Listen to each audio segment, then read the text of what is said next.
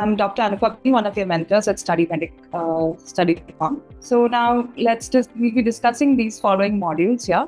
Classification systems are in DSM-5 and ICD-10. Descriptive psychopathology 1, disorders. Descriptive psychopathology 2, disciplines. Mental state examination and interviewing. Cognitive screenings tools. Rating scales. And some Q&As and important words.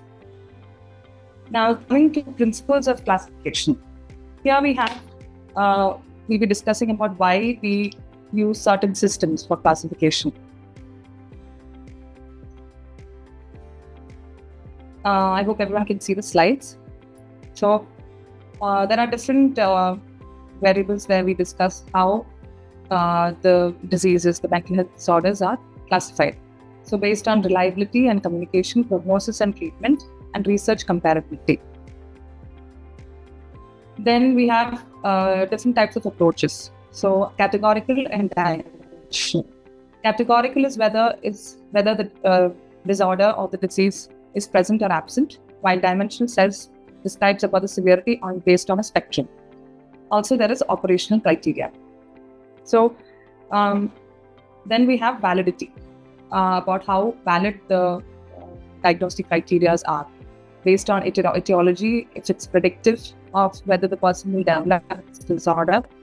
Also, reliability versus validity. Then we have CAPA.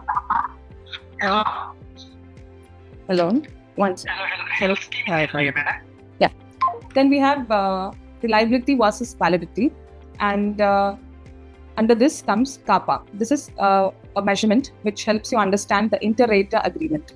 So basically, it helps to find whether this diagnosis is the same when different clinicians or doctors assess it and they get the same diagnosis. So the diagnostic criteria will be having this validity, and it's measured by CAPA. So this is one important point. Reliability, that is, it is the consistency between raters.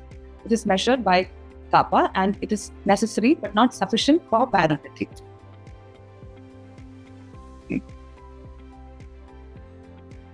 Now, coming on to the two main diagnostic criterions that we follow for mental health diseases. So we have DSM-5 and ICD-11. So here it is developed by DSM-5 is an American-based diagnostic classification by American Psychiatric Association, and ICD-11 is by WHO. It is DSM-5 is only focused on mental health disorders, while ICD-10 includes all sorts of health conditions. It is used for coding. Then we have it is mainly used in research and in the USA. Then we have, in case of ICD-11, it is globally used. It is used for clinical application and coding, mainly in insurance and things like that, or for research purposes. Then we have bereavement, the recent changes. That is the diagnosis which has been included. And prolonged grief disorder has been included in DSM-5 recently, and also in case of ICD-11. And while DSM-5 is the approach is more operationalized, and ICD-11, it is more clinically flexible.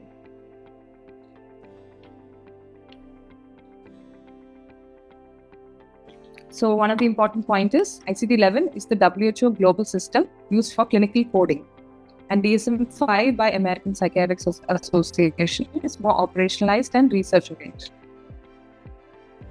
Coming to reliability and validity in detail. Okay. So reliability, again, like we mentioned before, it is measured in the reliability is measured in terms of different sorts of indexes. So it is by CAPA. So reliability, again, I have to explain. It is a consistency of a diagnosis when different clinicians assess the patient at the same time, or when the disorder is consistent, or when the same clinician assesses the patient at different times, that is test-retest. At the same time is inter-rater, while at different times it is test and retest stability. While internal consistency is when they again test the same patient. Now, again, it is important to know reliability is the consistency of the diagnosis. While coming on to validity, validity is the extent to which a diagnosis accurately represents a distinct clinical disorder. So, based on the data available or the diagnostic criterion, that gives you the validity of the diagnosis. So, whether it is valid or not, the particular criterion is met or not. So, validity has a few headings here: phase, content, construct, and criteria. So it helps to identify or get the accuracy of the diagnosis in representing a true disorder. So now coming on to in detail about reliability, we have inter-rater reliability, that is Cohen's kappa index, or represented by a small k. It is agreement between two independent raters beyond chance, most commonly used for psychiatric diagnosis. Test-retest stability is when the coefficient Pearson's R is used. And for intra-class correlation coefficients also used here. That is when internal consistency here is used here for Cronbach's alpha. Then we have about measurement of validity. So in this case, phase validity. This measures the expert's judgment. Does the diagnosis appear appropriate? So on a whole, does it appear appropriate? Then we have the content. Content validity measures the expert's review. Does it include all the relevant symptoms based on the content of the symptoms? Then you have the construct. It measures the sensitivity, specificity, predictive values, and the agreement with gold standard diagnostic criteria. Okay. And the criterion as the basic criterions given in the ICD-10, ICD-11 or DSM-5. Then we have clinical utility. So this is basically reliability and validity both combined together, and this is very useful in the clinical scenario. And it aims to help in communicate the prognosis and proper communication of the disorder. So the kappa statistic measures, these are the options which will be given. Validity, we know it is under reliability. We have a few headings in our mind: inter-rater, test-retest, things like that. Yeah. So here it is about, the answer is inter-rater reliability.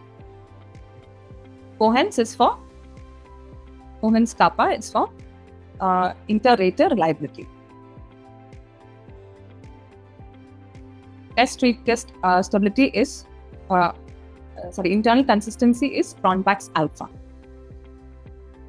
And test-retest is Cohen's K. Cronbach's alpha, is internal consistency. So here are the options. Validity is phase, construct, on a whole, how it is valid. Inter-rater reliability is, always remember, Cohen's kappa. Sensitivity again comes under utility, validity. And prevalence doesn't apply here. Check size is also a research option here, the data collection option. So you need to delete all these options and find the correct option. So the answer here is inter-rater reliability. Kappa quantifies agreement between raters beyond chance. It indexes reliability, not validity. So that first itself you should identify if it comes under reliability or validity. The next question is, which classification system is produced by WHO? That is ICD-11. Yeah, other things are PAN-SS is a type of a scale, GAF is a type of a scale. So that's how you can omit these options. WHO is from the ICD-11, and DSM was published by American Psychiatric Association.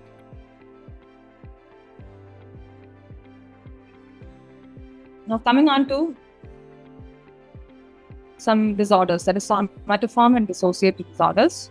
Somatic symptom disorders, basically it characteristically have distressing somatic symptoms, multiple somatic pains or body pains, which cannot be explained by any other physical cause or organic cause, and they tend to be excessively preoccupied with these thoughts about if they have some certain illness and what these symptoms indicate, and they tend to not understand that it's because of some psychological issue.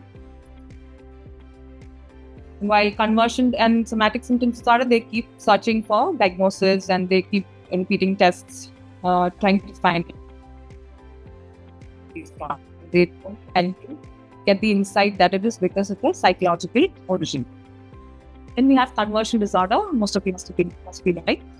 Here there are neurological symptoms like pseudo seizures or certain neurological deficits. It's all pseudo symptoms.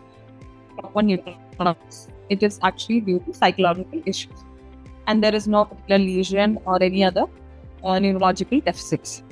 Again, labile indifference is when they actually have a neurological condition and they don't appear to be worried or anxious about it. They just behave very neutral. That is labile indifference. Then you have dissociative symptoms. This is when the mind dissociates due to the presence of certain psychological issues. This can come in the forms of amnesia, fugue, identity disorder. They misidentification. They tend to identify themselves as another person. Also depersonalization and derealization. So conversion is also known as functional neurological disorder in DSM-5. This disorder presents with neurological symptoms incompatible with any sort of disease in other neurological diseases, sometimes with labile indifference. Then you have personality and eating disorders. Under this, personality has three clusters. Cluster A, which is kind of odd, paranoid, schizoid. These are the two personality disorders that comes under cluster A. Cluster B has dramatic kind of that you have UPD, it's fake disorder. Then the third cluster is cluster C, which includes anxious, also and sarcastic or OCD. Now, anorexia is one of the most problematic eating disorders. Here, they restrict having any sort of food. They restrict themselves so much that they have very low BMI. They tend to have lots of vitamin deficiencies. Sometimes they develop life-threatening conditions. This is all due to fear of weight gain. While bulimia is mostly accompanied with binge eating and compensatory starvation. Then you have here, sometimes they tend to have normal BMI or raised BMI.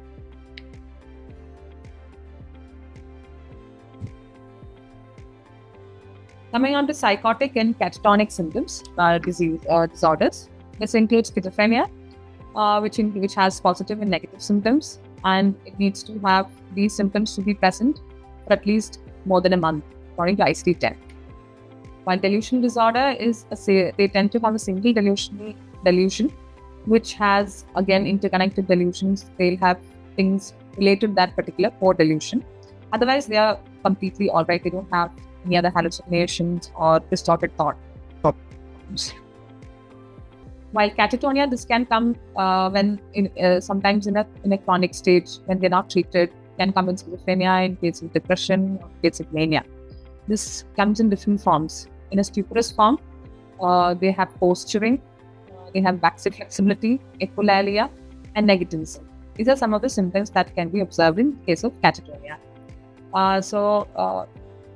The scale which is commonly used is Bush-Campbell.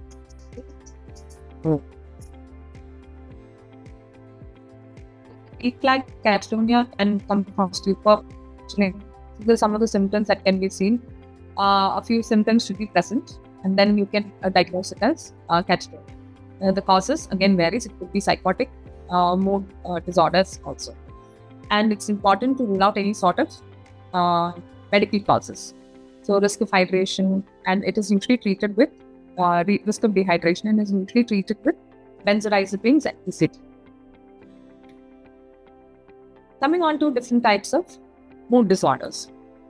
So here, all of us know about depression and the core symptoms and biological symptoms. So the core symptoms include low mood, anemia, low energy, while biological symptoms include sleep, appetite, libido, reduction.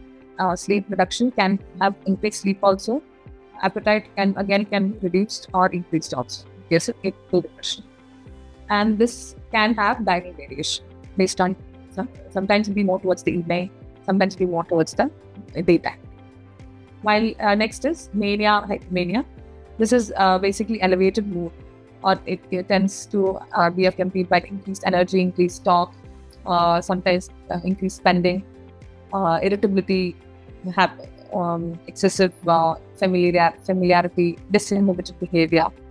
Mania is usually diagnosed when these symptoms are present for more than a week. It could be accompanied with psychotic symptoms like delusional grandiosity, delusional persecution, things like that. Then you have hypomania.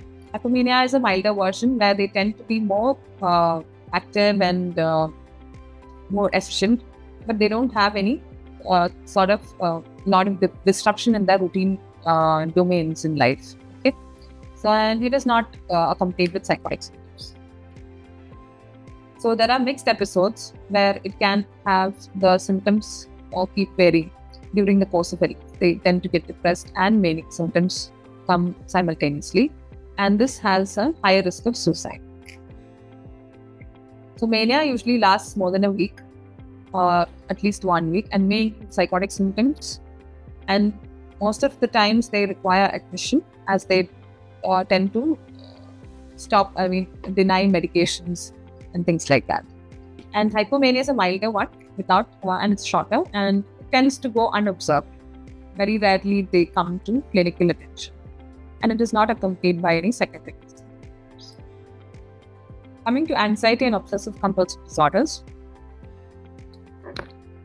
Now we have anxiety. For anxiety disorders, we have panic disorder, where you have recurrent unexpected attacks of panic attacks. Panic attacks is a short-lived episodes where the patient tends to have really scary or unpredictable symptoms, like maybe they'll have physical symptoms like increased heartbeat, heart palpitations, tremors, tend to faint, or they tend to feel that they're going to die or lose control of themselves. And this lasts for very few minutes or seconds, and it's very frightening for the patient. And most of the times, the first few episodes, they tend to go to medical attention and get referred to cardiology. Then they refer them to psychiatric consult if there is no other problems. So panic disorder. Then based on the frequency, we diagnose it. So in the past few months, it's more frequently they have panic attacks in a week. Frequently, then we diagnose them as panic disorder. Then we have generalized anxiety disorder. Here, the patient tends to have persistently free-floating anxiety. They don't have, but they tend to be anxious most of the time, which is accompanied by physiological symptoms.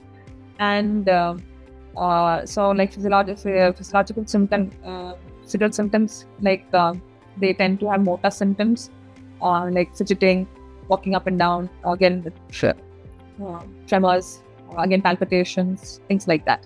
They tend to have this persistent anxiety, like all the time they tend to have this fear that something bad is going to happen to them or their family member. And they also have this awareness that they're not able to stop this. They tend to be preoccupied with these thoughts. It could be precipitated by a certain event, but when once it is precipitated, it is not always backed up by a certain stress. Then you have phobias. Phobias is specific phobias like social phobia, agoraphobia, claustrophobia. So most of us will be aware about these terms. So the patient tends to avoid such situations where they have to face these things, like claustrophobia for places, agoraphobia for places where escape is not easy or possibly in a fast way. And these are specific phobia, again, fear of spiders, fear of heights, fear of closed spaces, things like that. They tend to avoid themselves, they tend to restrict themselves from these situations, and this can affect their potential and their efficiency. Coming on to OCD, or obsessive compulsive disorder. Here, the obsessions is the thought component of the disorder, while compulsions is the action of the disorder. Sometimes they can have only obsessive problems, while they don't have this compulsive action following the obsessive thought. But others, most of the time, they have accompanied with compulsive act. Obsessions is the thought component. So the thought is actually that is originated, and in order to reduce the discomfort or the ego-dystonic or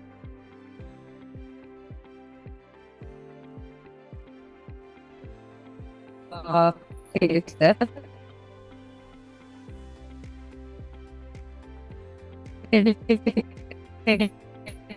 To perform these compulsive behavior jumps or frequent doubting to be there, or they need to check. So that doubt creates a compulsive urge to perform these compulsive act of checking the door.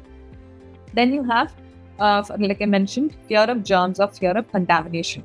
So this fear is so strong in the mind that is obsessive. It's obsessed in your mind, and that you need to perform compulsory or compulsive action that includes like cleaning these many times. You need to do it at least 8 times. You need to wash your hands, and that only is free from contamination. Or you need to wash your legs 8 times, or you need to bathe in a particular manner. They tend to have routines to do these things, or the number of times they need to repeat it, so that they get the anxiety comes down. So this is obsessions and compulsions. Obsessions can occur alone also, like blasphemous thoughts or sexual content thoughts. They're not always accompanied by compulsive acts. Second, OCD and OCPD. So personality, antagonistic personality disorder. In these cases, they tend to be egocentric.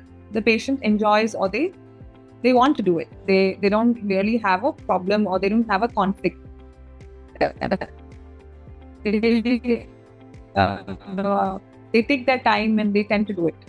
That pattern, but it is not very dysfunctional for them. That is OC, or obsessive compulsive personality disorder, or antagonistic personality. Now, coming on to trauma-related disorders, we have PTSD. These are the triad symptoms. Like we experiencing that, they tend to get these flashbacks, which are very like they are actually there. They're very realistic, and they tend to feel the emotional component, physical component. Like they tend to have that feeling, the same feeling that we living experience when they're when they get that thought of the particular traumatic event. It could be an accident, or it could be an abusive problem that happened in the past, or it could be a tragic incident. So they tend to avoid the particular place. So the re-experiencing is one factor. Then you have avoidance and hyperarousal. So when this happens, they experience this reliving experience. They tend to avoid that particular place. So if the accident occurred at that particular road, they tend to avoid that particular area. They avoid that route, and they go in a different way. And also this hyperarousal is the physical symptoms accompanied by it, or the emotional symptoms accompanied during that experience. This is PTSD. Again, coming on to some differences between anorexia and bulimia nervosa. So here we have the BMI. Like we have discussed before, it is low in case of anorexia, it is usually normal or higher. Both behaviors restriction of food. The other one is binge and vomiting it out. Then you have amenorrhea, is very common in anorexia because they tend to have a lot of deficiencies. Bulimia is less common. Then you have physical risk. They tend to have, like I mentioned before, they have life-threatening physical problems in anorexia, like bradycardia and low potassium levels. In bulimia also, they tend to have dental erosion through frequent purging, and due to this, they have low potassium levels. Anorexia is one of the most highest disorder with the highest mortality rate, and bulimia is lesser than anorexia in case of mortality rates. Anorexia nervosa has the highest mortality rates in psychiatric disorders. Hypokalemia is a key risk in both disorders.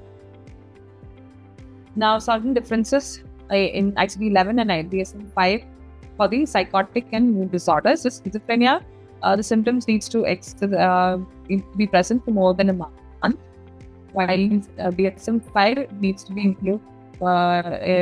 be present for more than 6 months. Subtypes have been abolished in ICD-11. It was there in ICD-10, and in DSM-5 it's already abolished. In case of depression, they need to have the symptoms for more than 2 weeks. The symptom clusters, the core symptoms and the minor symptoms. While in case of DSM-5, 5 out of 9 include mood or anhedonia. Then you have, in case of bereavement, It's based on clinical judgment.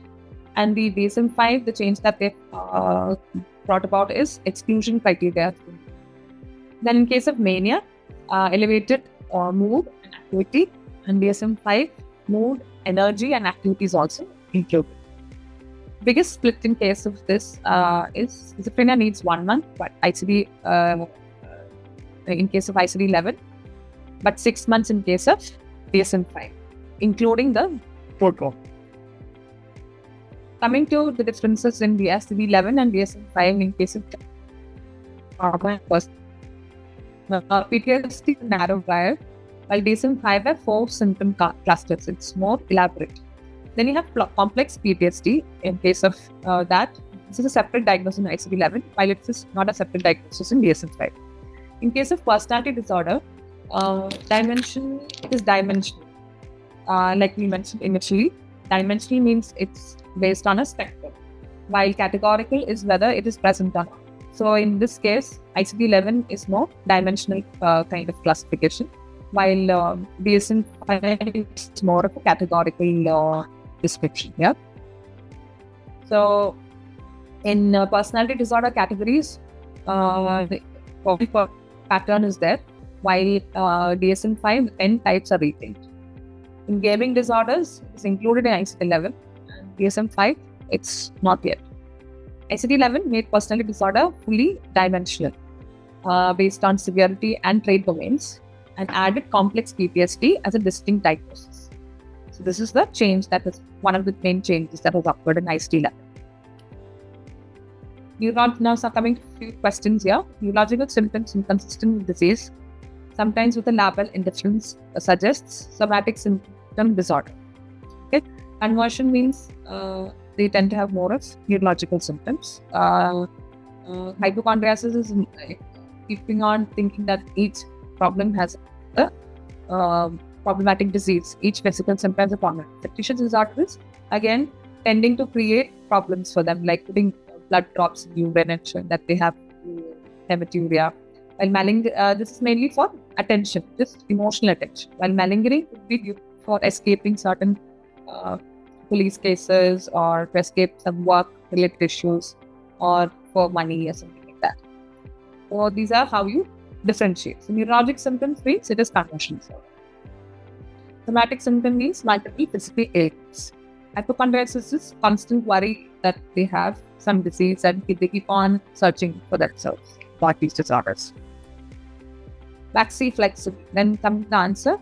Conversion disorder is a functional neurological symptom incompatible with any sort of recognized disease. It is classically with labile indifference. The next question was, Baxi flexibility and posturing are features of catatonia. It is not delirium. Delirium is usually the patient has disorientation is in acute confusional state. It can occur in alcohol withdrawal or any organic problems like neurologic problems can cause delirium, or post-surgical delirium is there. Mania again that does not have Baxi flexibility and posturing. They tend to have hyperactivity or irritability, increased energy. Dissociative fugue is running away and assuming themselves, not assuming, they tend to find themselves as a different person in a different place, and they appear confused. Akathisia is a discomfort. It's a side effect of antipsychotics, like numbing or tingling sensation in the. It's a very subjective problem, and they tend to get relieved by they move the lip. That's how we make these options. The answer here is catatonia, psychomotor syndrome with posturing, flexibility, skewed by neck.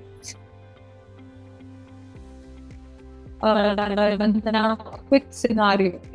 A young woman develops sudden paralysis of her arm after a severe argument. Examination shows no neurological lesions and she seems strangely unconcerned. So this is what happens in a scenario. So a neurological problem. So you can see sudden paralysis, it's a neurological problem, and she does not have any concern about it, even though she is paralyzed. So this is conversion disorder or functional neurological disorder in DSM. Symptoms incompatible with disease, with any sort of neurological disease, and the patient has mobile interference. Next, we have disorders of thought content. Here, content. Thought means you have to relate it with delusions. Thought can be obsessions or delusions. Obsessions we have discussed, delusions also is this one. Okay. Obsession, one point is that they have an insight, while delusion does not have insight. So primary symptoms is mainly arise. It is a primary. It arises very fully formed and out of nowhere. It does not have to be precipitated by a certain scenario. It just comes in their mind. Okay, it can be different types: persecutory, grandiosity, nihilistic, infidelity. Then you have many types of delusions. Okay, the nihilistic delusion has another name called Cotard syndrome. Basically, they believe that their body is rotting or their existence is not there anymore, or maybe that they are dead. Once they're assuming that, they tend to feel that their body is swelling, they can smell the body rotting. These are symptoms of nihilistic disorder, nihilistic delusion. Then some interesting types of delusions are misidentification disorders, like this also comes under delusion, like Capgras syndrome. They tend to believe that there's a particular person who is same as me, and he's an imposter of himself, but it does not exist. Okay, and Fregoli is when they believe that their persecutor or this particular person is against me, he's trying to harm me. He's coming in form of many people. Okay, so Fregoli is a famous drama actor, and he tends to do this really. It was a right person.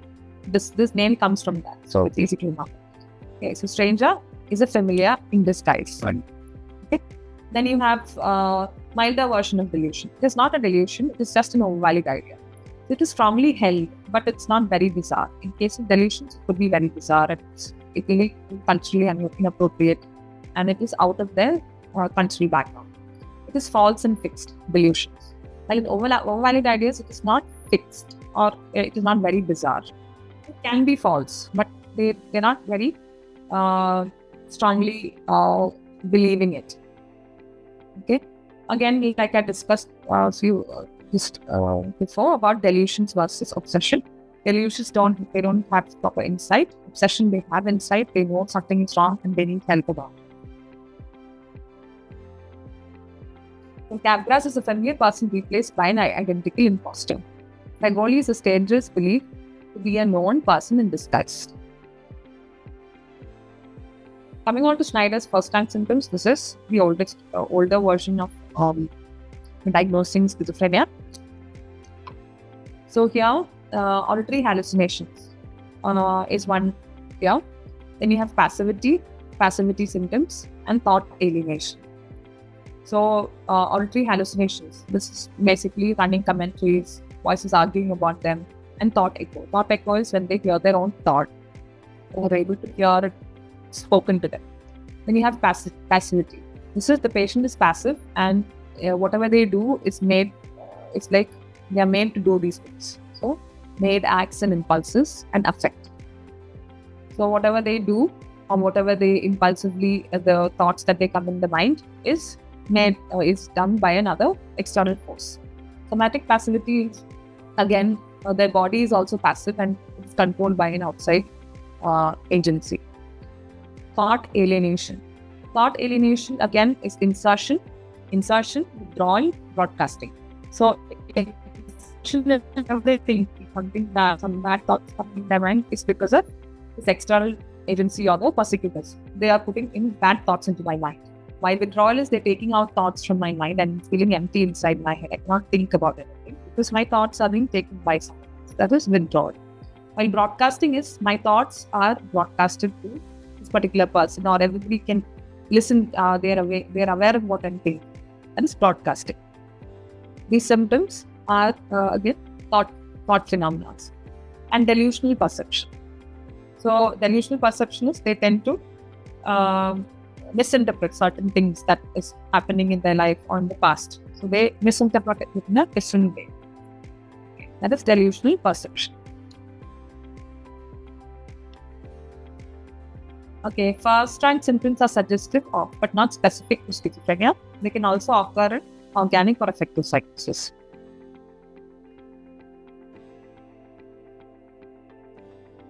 Disorders of thought form and again formal thought disorder.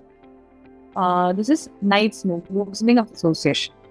Then you have neologisms. They use different words which are not actually there. It is bizarre words. They use different words. Word salad. They talk in a very bizarre way, in a disorganized way. That is word salad.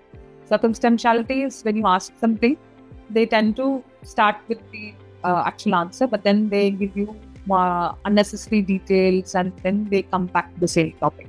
While tangentiality is the form where they start at some point, that particular point, they do touch the actual subject that was asked to them, but then they talk completely different things, which is not at all. That's more suggestive of psychosis. Again, speed and flow is flight of ideas. It's mainly opposite mania. That is when they keep talking, they talk things disconnected with the previous wordings. Like whatever they say is connected. You can make a connection and you go back. Then you have retardation or speed of thought. Although maybe talk is very slow. This happens in English. Some of the terms for affect, blunted, how you describe when you do an mental examination, how you describe the affect of the patient. Whether it's blunted, they don't have any expression or any sort of changes in the tone of voice. This is how you assess for that. Blunted, flat, incongruent. So incongruent, when the affect and the thought is incongruent, this is more suggestive of psychosis. While legality of affect is suggestive of mania. So they tend to be happy or crying or angry. They keeps coming to and from. That is labile effect. Flight of ideas with retained connection. This suggests mania. Thinking that's lots of logical thinking, just schizophrenia. Coming on to topics about mental state of examination, some of these topics. Just discuss attention and orientation. It could be clouded in case delirium, also in stupor and coma, also Glasgow Coma Scale quantifies the level of consciousness, while attention is assessed with this digit span test, serial summaries also, by subtracting 100 by 7.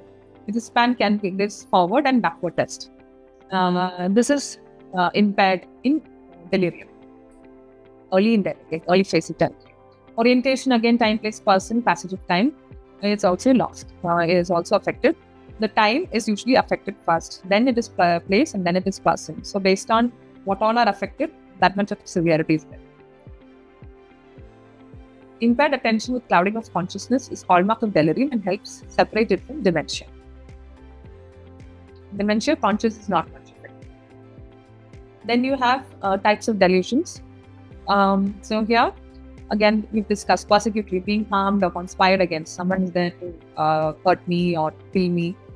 They're against me and they are doing things against me. They're talking against me. While grandiosity is when they have a high self-esteem, inflated worthfulness about themselves, inflated self-esteem. Here, they have a power, or it could be type. There are 3 types: inflated worth, power, and identity. Power is they have certain powers, like to predict the future, predict the weather, predict what is going to happen to this person, things like that. And then identity. I am a god version of this god. I am a deity. I am the human form of a deity. Such things are delusions, grandiose delusion under identity forms. Next, coming on to nihilistic, that is self, or they are non-existent. This is Porta. Then you have reference. Delusion of reference implies that some people are talking just next to you and you tend to feel that they're discussing about you, and it's actually not true. And you're not able to convince that. Then you have control or passivity. This is when whatever they do is controlled or made to do by someone else. Then you have hypochondriacal delusions.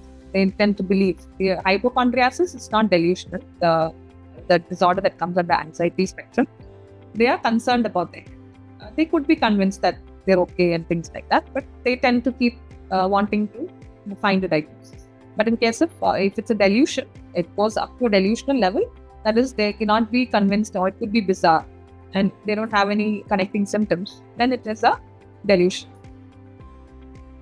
Delusional reference. Ordinary events especially concern the patient, differs from the idea of reference, which is held with insight. Okay. Now, disorders of memory and insight. So here are the different types of disorders of memory, that is anterograde versus retrograde. Anterograde is what they tend to forget what happens after a particular incident.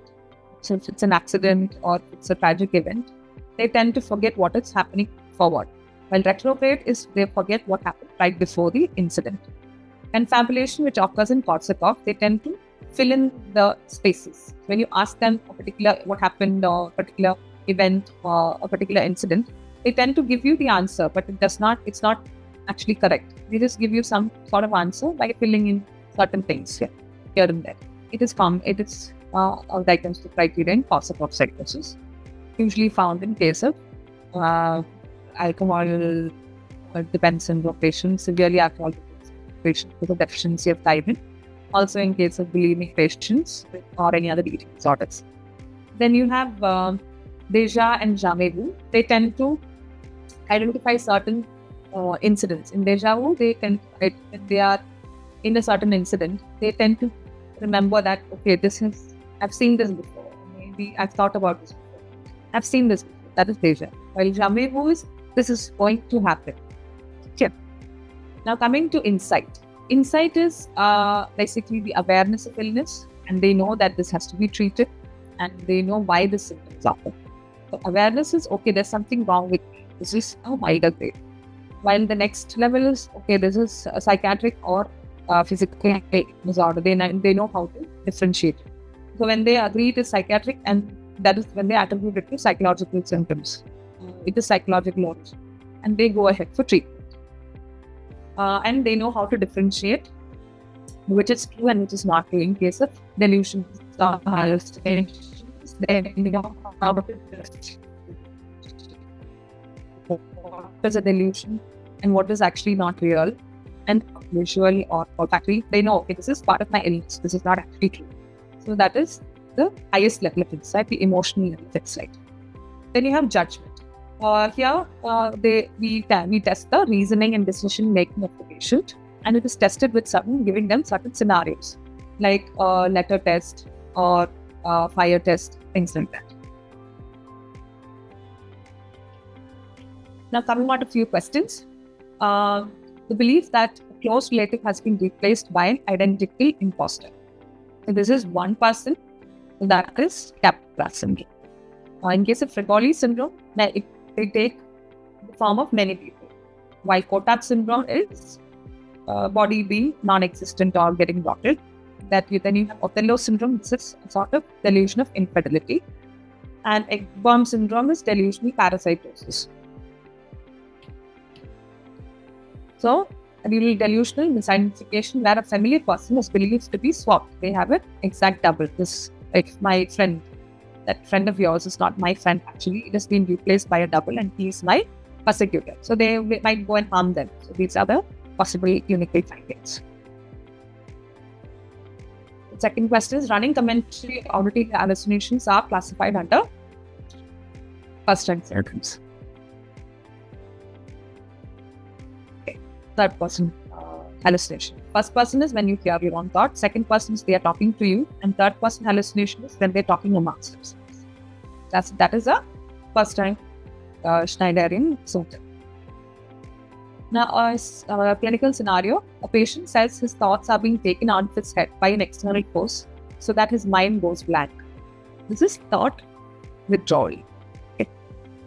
This is also one of the first time symptoms of Schneider, suggestive of schizophrenia. While in case of the criteria, it is properly you can diagnose the patient with schizophrenia.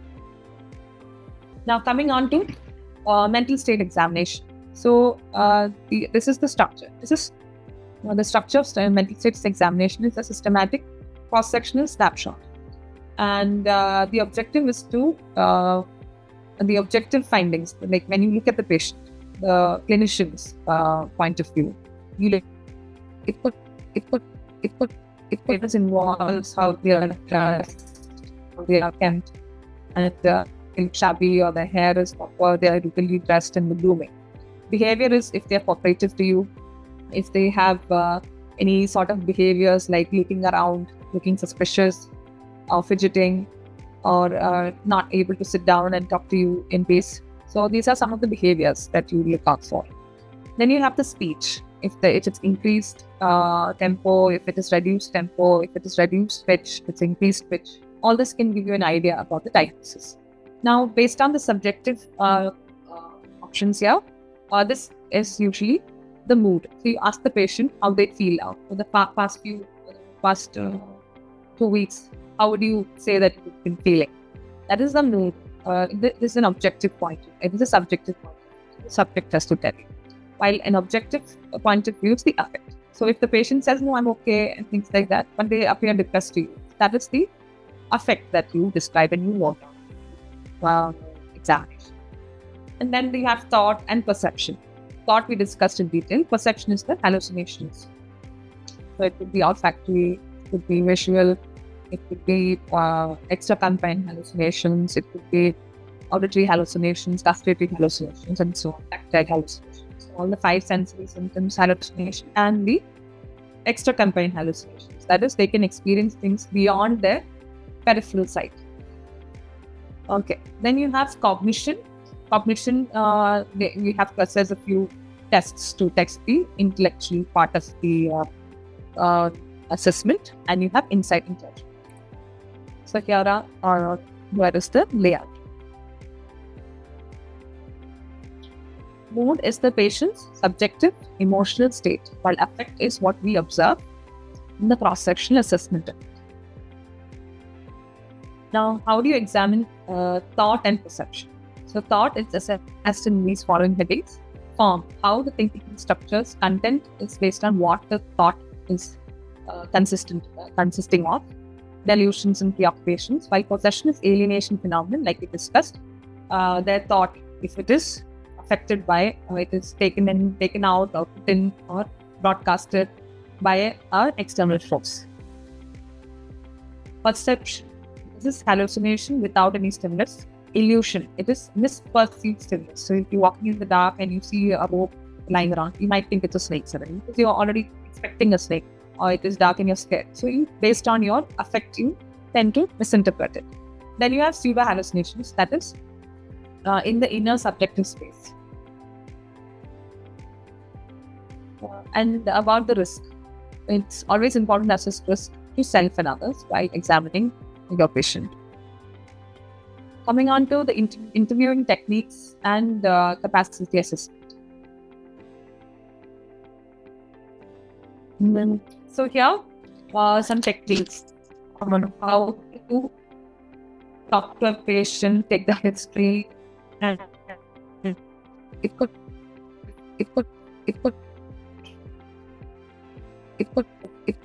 just if you ask a bunch of close questions, they won't open up to you at all because they just feel that you're interrogating.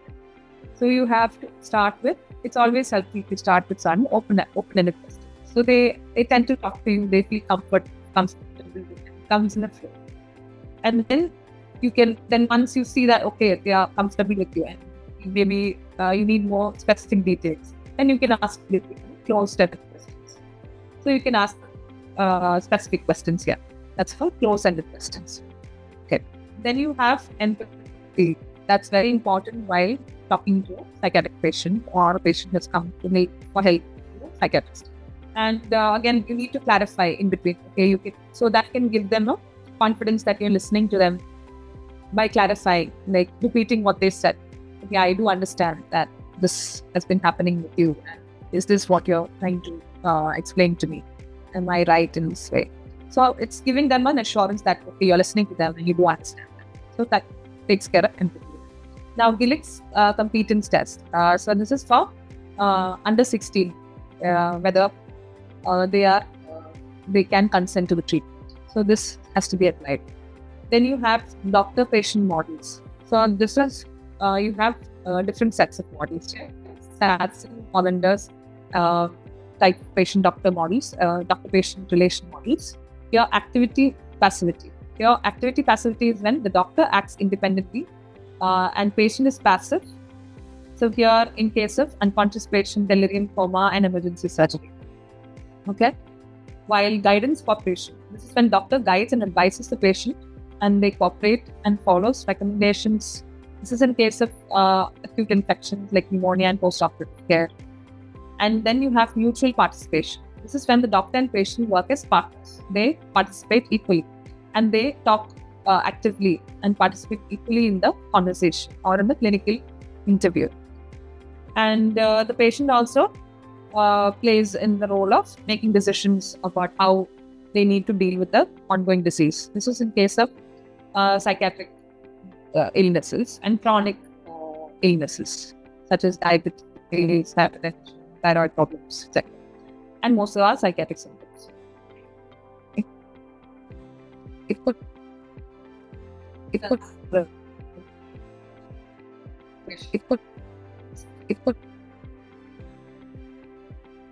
So Sasson Hollander has 3 doctor-patient models: activity, passivity. This is in case when the patient is completely passive and cannot give any decisions here. That is activity, passivity. While guidance cooperation is for the active illness. It makes sudden decisions. Like the doctor can guide you to the right decision. Mutual participation. He has been given all the information, and you can contribute to the plan of treatment and things like that. How you want to be treated or you don't want to be treated. You want to try therapy fast. So such options can be discussed. Now coming on to insight, cognition, and risk assessment. There's like to continue. Partial insight, full insight. So here basically they assess whether the patient knows what they know about the illness, how the illness is caused, or for treatment they need treatment or they do not need treatment, and how they differentiate between things and reality. Coming on to cognition, this includes attention, memory, and intellectual capacity of the patient. Website. It's smart. And in classes, it's always mandatory. Whatever disorder or you think is always important to assess risk. So basically, that's to self and others. That could be a suicidal thought, deliberate self-dependence, self-neglect, and it could they might overdose if you give medication, and also risk to others or from others. So if a patient has some delusions or certain revenge to a person, this can be a problem. It can be a risk to them. That they have a risk of being back the person. So it could have damage. The degree of awareness of illness is often the need for people. Not just if there or not is not insight. Actions speak rapidly, jumping between loosely connected topics linked by rhyme and associations. But you can just follow the thread when you go. This flightified is clan association, a disorder of thought string typical of mania. Connections are retained, unlike Knight's law, which is loosely association. A few intent techniques. I think that's the best way of communication.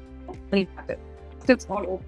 That facilitation that you help the patient bring it up when they're not aware of, or they're not aware that this is the actual reason. Explain it and then bring it out. Clarification, like I mentioned before, you repeat a few things that they spoke to you and clarify it so that you have a better understanding, and the patient is at the same time assured that you are listening to them or you are valuing their problems. Reflection. You're reflecting your ideas to them.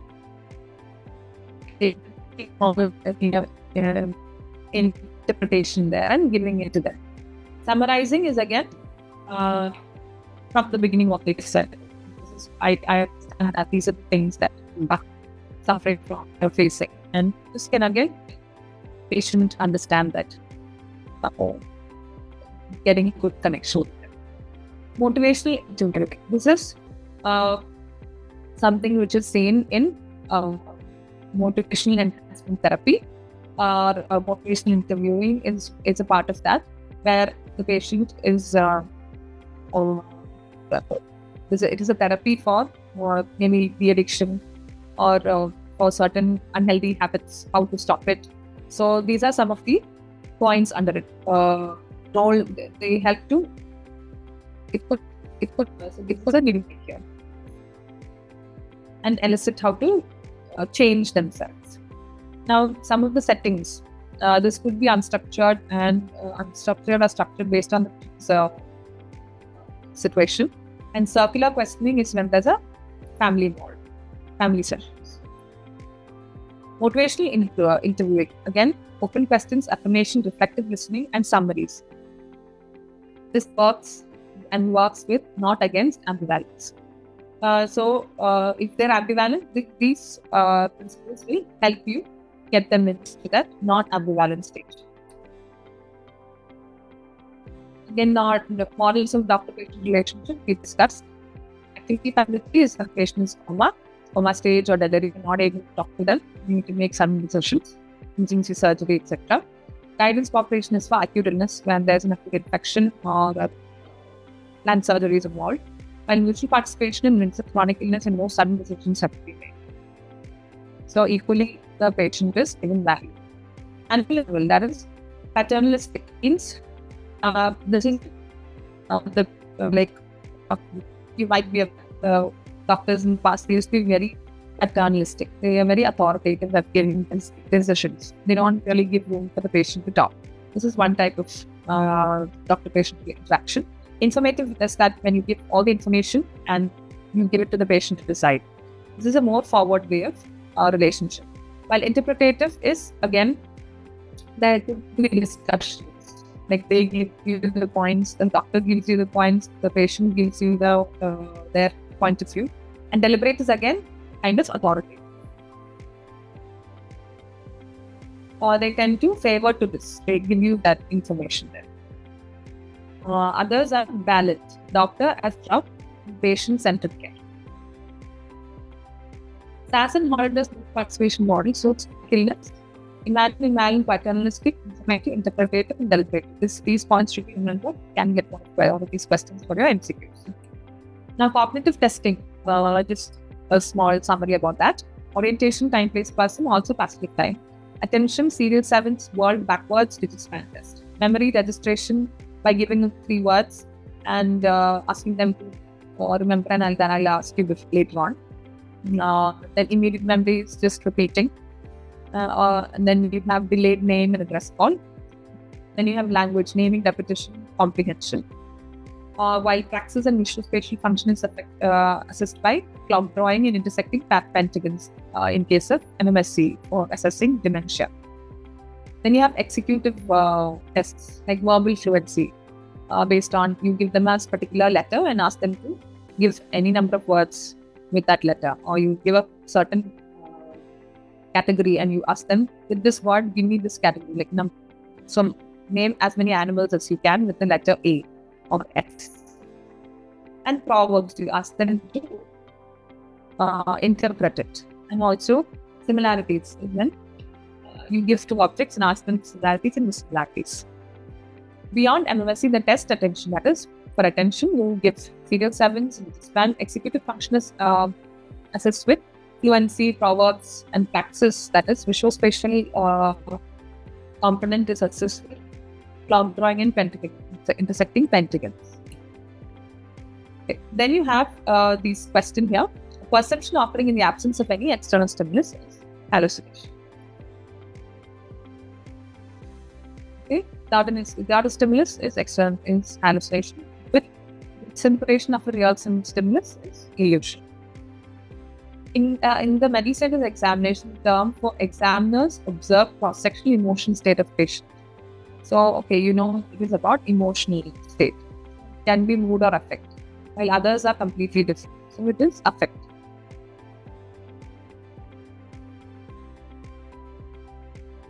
Okay. So affect is the observed moment-to-moment emotional expression of the patient. Mood is the sustained subjective opinion. Now coming on to some tools. Mental state examination. It is a mental state examination usually for sleep dementia. It's not very suitable for mild cognitive disorder. And then you have myocognitive impairment. While MFCA, here you have this is mainly used for mild cognitive impairment. So this is a scale which is more specific to mild cognitive impairment. Okay. Then you have the Adams cognitive examination, which is mainly used for people who have good educational background, whereas it can be difficult. Then you have the test for frontal lobe functioning. Then you have a test for clock, which was mentioned before, executive and facial special functioning, that is clock drawing testing. So this test is more specific to clinical assessment, is more specific to mild cognitive impairment than MMSE. Okay. Then coming on to again, FAB test is the frontal lobe executive function. MMSE has mainly assesses global cognition. It's a dementia screening, while MOCA is used for mild cognitive impairment. While Adams cognitive examination is attention, memory, language, and visual spatials, like elaborate test. Then you have this test, that is, it is used for frontal executive functioning, that is FAB test, which has 8 components. Hailing and Brixton is used for response initiation and suppression. Clock drawing is used for executive and visual spatial function. Hailing and Brixton and FAB are frontal lobe tests. Clock drawing and the clock drawing test captures the executive and visual spatial deficits quickly. Basically, you ask them to draw a clock that's this time. Yeah.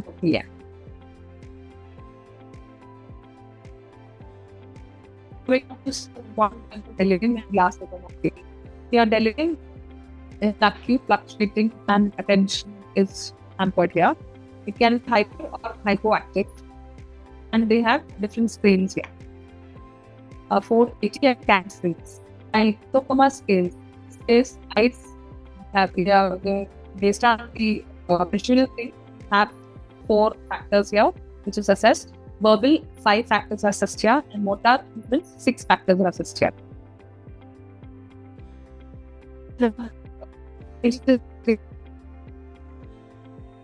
Now, how do you distinguish between delirium and dementia? Delirium is acute and fluctuating and clouding of consciousness. Dementia is chronic in progress. Glasgow Coma scale varies from ranges from 3 to 15. For the eye testing, it is 4, or visual testing. Verbal testing 5. Motor testing is 6. The best motor response carries the most prognostic rate. Frontal and executive test. Verbal fluency. Here, FAST test. Like I mentioned before, starting with F or starting with A or starting with S, it can be semantic or categorical. Cognitive estimates, that is distance from one place to another, or things like that. Estimates can be asked. Forward interpretation.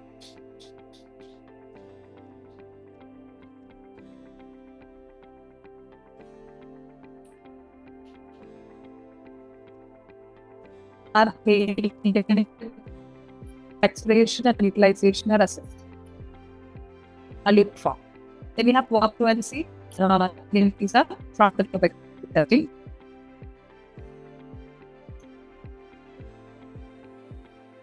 And it really becomes really confusing. They can actually hallucinate.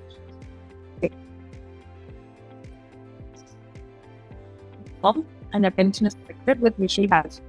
Very much indicator of delirium. Acute fluctuation, attention, screen with the 480 and treat the cause. More sensitive to detecting mild cognitive MOCA.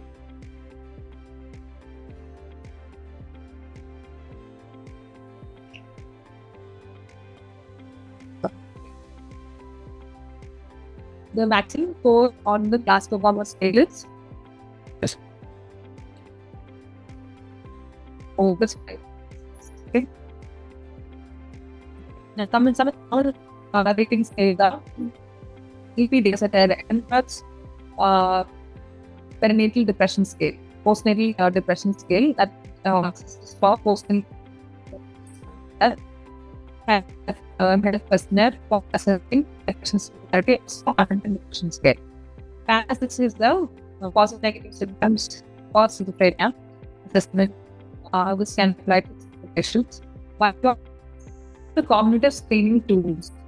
So here we have MMST, which is the with numbers, which is used for dementia, and it is not very helpful for mild cognitive impairment. We have MOCA, which is sensitive to mild cognitive impairment, and has 30 numbers of items that has to be assessed. Then you have Adam Group's cognitive examination scales with 100, and it assesses mainly memory, language, and spatial part of it. And then you have the frontal lobe function is assessed by FMB. It's issues. Starting from 42 number slide as reported. Yes. So just going to the previous slide in case it gets skipped. I'm hoping I'm audible and visible now. So delirium and Glasgow Coma scale. It is delirium, and how you diagnose delirium is acute. It's fluctuating. It has the attention is affected. It's divided into hyper or hypoactive, and it is assessed with screening tests like 480 and CAM test. But it's not necessary to apply these scales. It can be assessed and diagnosed clinically. Also, Glasgow Coma scale is applied in case of organic or any traumatic situations. Here we have visual competence with 4 numbers, with verbal competence 5 numbers, and motor 6 competence. Total score of 15. So the scoring ranges from 3 to 15. How do you distinguish delirium and dementia? Delirium is acute and fluctuating, while dementia is chronic and progressive. The Glasgow Coma scale ranges from 3 to 15. Again, it's important to remember how many components are there in each domain. Visual, there are 4, verbal 5, and motor 6. The best motor response is the most robotic weight. Coming to frontal and executive tests. Here, verbal fluency test. The FAST test based on it can be categorical, phenomic, and it can be mainly it is categorical. So here it could be phenomic or semantic. Phenomic is basically any word that starts with F, A, or S. You can ask them, or that is phenomic category. While semantic is names. We should name things with F, A, or S. Cognitive estimates is asking them a particular distance or the weight or how many days or things like that. Is cognitive estimates, and with their intellectual knowledge, they can answer that. While also that's proverb interpretation, while giving a proverb and asking them the inner meaning of it. Standardized tests. These are bedside tests that I told you. While standardized tests are Hailing-Dixon for frontal lobe, Wisconsin card sorting test, and Stroop test. Some of the signs which can be assessed to examine the frontal lobe functioning is primitive reflexes, which is usually absent after infancy.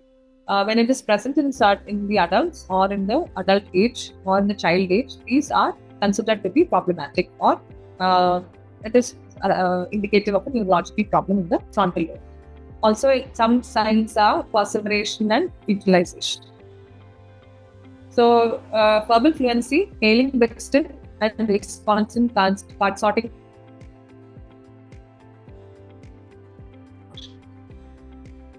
Now, coming to the clinical scenario, an 80-year-old woman becomes acutely confused over 2 days with fluctuating attention and visual hallucinations during a urinary infection. So here there's a positive factor, which is a physical problem, and it is causing fluctuating problems in the cognitive functioning. So this is a state of delirium. Acute confusion state, which is fluctuating and attention is impaired, and there's a medical prescription. The tool most sensitive for detecting mild cognitive impairment is MOCA scale. The maximum score on This is the next question. Montreal Cognitive Assessment Scale, MOCA. Then you have MMSE for dementia, DCS is for coma state consciousness assessment, ABA is for frontal lobe test, EPDS is for postal depression. Maximum score on the Glasgow-Coma scale is 15. 4 visual, again just recap that. 4 visual, 5 verbal, and 6 motor, 4, 5, 6.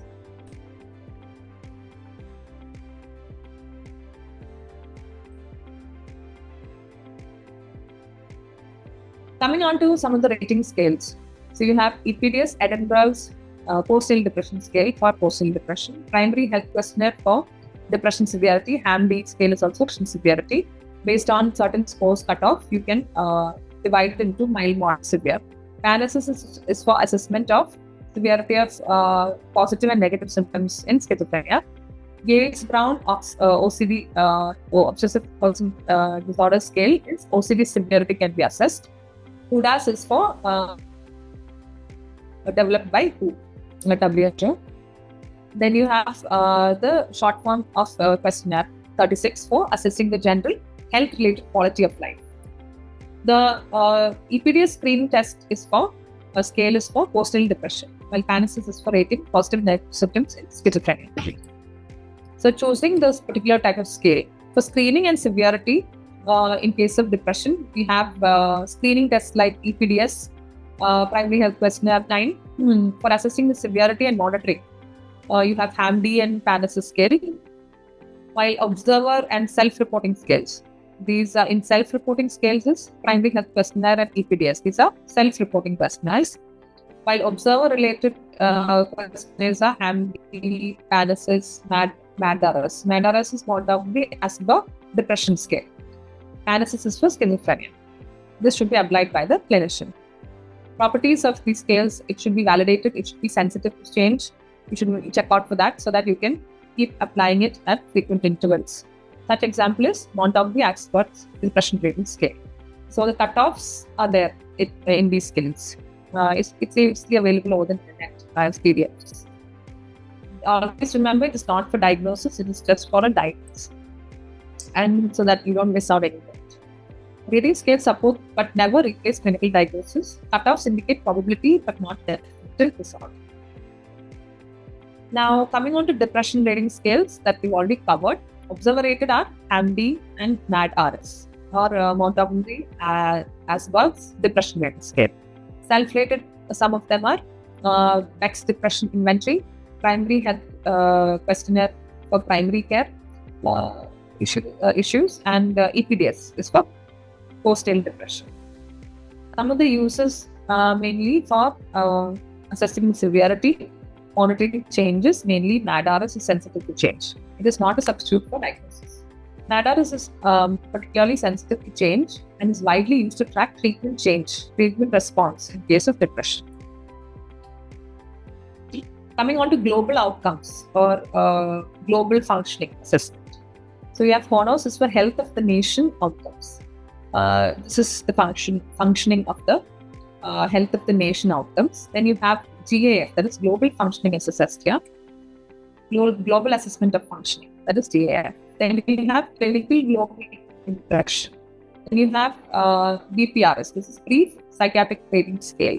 This can be applied again if it's sensitive to change for on admission, few days, few weeks after admission and discharge, you can check this. Choosing the correct scale, match scale to the construct if it's validated and sensitive to change. Based on this, you can choose the scale. Now, a clinical scenario. A perinatal team wants a brief, validated self-support scale for depression in women after childbirth. So, which scale is applicable here? The Edinburgh post-natal depression scale. It's a 10-item self-report screen validated for perinatal period. Now, coming on to depression rating scales and when it is used. This can compare MCQs. So, it's important to remember. HAM-D or HDRS is observer applied. It is clinical trial standard questionnaire. MADRS is sensitive to change and it's also seen in clinical trials, used in clinical trials. You have Beck's depression inventory, it's a self-reported scale and also it helps in assessing severity. primary care patients, that is primary health questionnaire. It also includes somatic symptoms. Then you have geriatric depression scale, GDS. Here, elderly. In this, it includes somatic symptoms here because it's more commonly found in geriatric depression. Then you have HADS, that is, health and anxiety depression scale, hospital anxiety depression scale. So this is something where it's assessing. It helps you to assess physical illness. It excludes somatic symptoms. So this is hospital anxiety depression scale. Then you have Cornell's depression scale, which is used in dementia. Depression and dementia. So that's 1.3. Cornell scale is used to assess for depression and dementia. So use the geriatric depression scale in older adults and HADS in physically ill, since both minimize somatic symptoms that otherwise inflate depression scores. So elderly, they always have somatic symptoms. So it can be misleading to diagnose depression here, and it will alter the scores here. While in younger patients, it's not always there. So that's why it's included.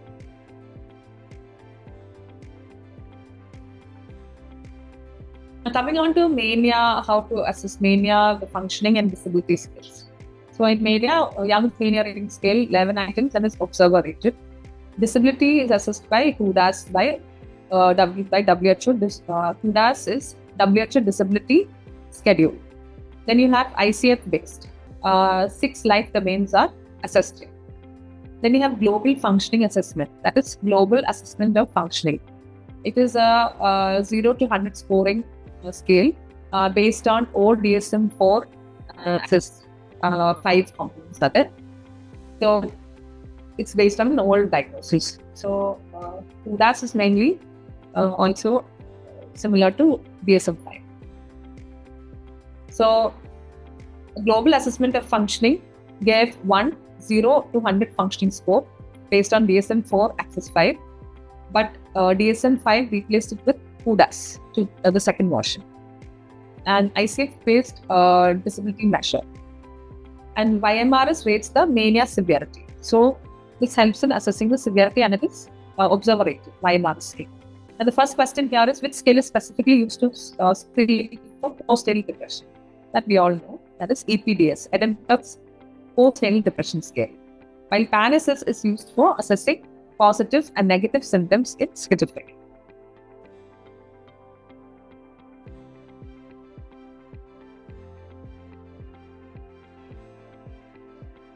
The belief that a familiar person has been replaced by an identical imposter is,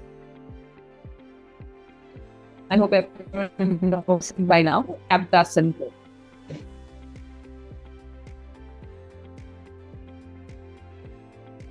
Capgras is a delusional misidentification syndrome. A familiar person is believed to be swapped with their identical double, and which is their persecutor. Fagoli is the converse. A stranger is someone known disguised. Which screening tool is most sensitive to mild cognitive impairment? That is Montreal Cognitive Assessment Scale. MMSC is for dementia. Glasgow scale is for assessing consciousness. EPDS is for post-natal depression. FAB is for frontal lobe assessment.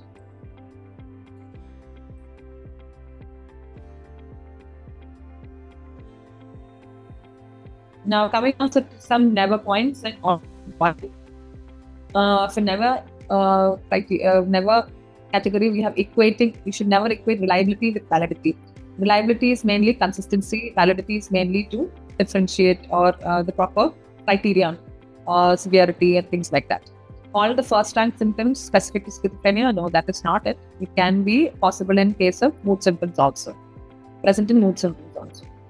So we have confused mood, which is do not confuse mood with affect. Mood is always the subjective, affect is always observer's version. Diagnosed from the rating scale is not a possibility at all. It is only from guidance or is for having an idea about what are symptoms that you might miss or not. Always, this is the correct answers. Use CAPA for inter-rater reliability, distinguishing So inter-rater reliability, kappa is used. Again, Cronbach's alpha is used for internal consistency. And distinguishing Capgras from Fregoli, Capgras is a known person is switched with their persecutor. So your friend is not actually your friend is a persecutor who has disguised himself as your friend. Fregoli means people around you, just strangers, maybe the shopkeeper or the butcher. These are all actually my persecutor. They have come in the form of my persecutor. Or a stranger has come in the form of my persecutor. So picking Montreal Cognitive Assessment Scale over MMSC, Mini-Mental Status Examination for mild cognitive. Now match each rating scale with its target. So EPDS is for postnatal depression, PANSS is for schizophrenia. Now some of the important points for single best answers. We have inter-rater reliability, kappa. Internal consistency is for Cronbach's alpha. WHO classification is ICD-11 and DSM-5 is by APR, American Psychiatric Association. Neurological sciences and motion disorder, example pseudoseizures, paralysis and things like that, or hand keep on moving, tremors and things like that. Taxi flexibility, posturing is seen in catatonia. Catatonia can occur in depression, affective symptoms, mania, or also in schizophrenia psychosis. Imposter delusion, single person swapped, non-person is Capgras, unknown person swapped is in disguise is Fregoli. Now coming on to symptoms and MSC points, we have running commentatory voices. This is a third person hallucination. They are talking amongst themselves. So it is a first rank symptom. Comes under one of the first rank symptoms. Thought insertion withdrawal, this is thought alienation. This is also first rank symptoms. Light ideas is always seeming mania. You can trace back how these thoughts came out suddenly connected. And night's move thinking is schizophrenia. It is sort of loosening of association. It's an opposite of light ideas. Subjective emotion is mood. Objective observation of mood is affect. Some of the cognitive tools. Dementia screening, 30 scoring is MMSC. Mild cognitive impairment assessment is Montreal Cognitive Assessment Scale is also 30 scoring maximum. Frontal executive function FAB is 18 is the highest scoring. Detailed evaluation of cognitive examination, that is Addenbrook's cognitive examination, 100 scoring. Comma scale is Glasgow Comma Scale, 15 is the maximum score. 4, 5, 6. 4 visual, 5 auditory, 5 again hearing, and 6 motor. Then you have acute fluctuating reduced attention is in case of delirium. Postnatal depression is assessed with Edinburgh's postnatal depression scale. Depression severity is assessed with HAM-D and primary health questionnaire, which is a self-rated. HAM-D is observer rate. Schizophrenic symptoms are assessed in detail with PANSS scale. And OCD severity is by Y-box, or Yales-Brown OC symptom scale. Then you have disabilities assessed with HUDAS 2.0 version. And quality of life is with short form questionnaire, which consists of 36 items. Now coming on to, again, you have imposters, Capgras, single non-person is converted into a person persecutor. They come in the form of the non-person. Like stranger, non-person takes place of another stranger. Nihilistic is either they believe they are dead or they are non-existent. Cotard syndrome. Then you have running commentatory, which is a first-rank symptom, and it's a third-person hallucination. Loss of logical thinking is night smoke. Lightifides is the opposite of that. EPDS, postnatal depression, PANSS, schizophrenic symptoms, Montreal Cognitive Assessment, MoCA, MOCA is mild cognitive impairment. FAB is a frontal lobe functioning assessment. Y-box OCD is